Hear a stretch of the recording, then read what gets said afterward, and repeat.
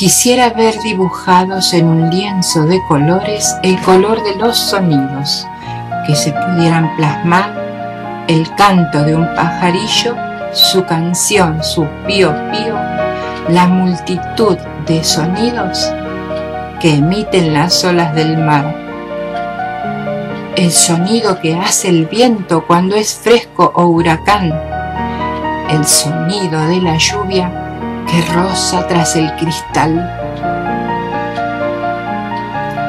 el sonido de los truenos, de las aves al volar cuando sale el arco iris y se ponen a cantar. Explícame los sonidos que hace el bravo gavilán y el canto de las palomas que hay en el palomar.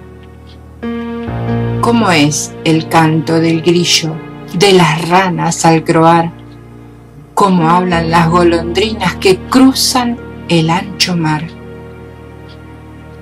Me gustaría saber cómo es el canto del lobo, cómo rugen los leones, cómo silban las culebras y cómo hablan los osos, y el mugido de las vacas, el cotorreo de los loros, el maullido de los gatos y el mugir bravo de un toro.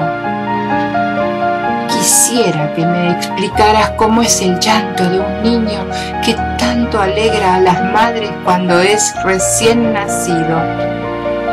Quisiera ver dibujadas en un lienzo de colores las carcajadas de un niño y sus primeras palabras que reflejan entusiasmo y quitan los sinsabores, y el sonido de la música que enamora a las parejas, de la guitarra española, del piano, del laúd, la pandereta.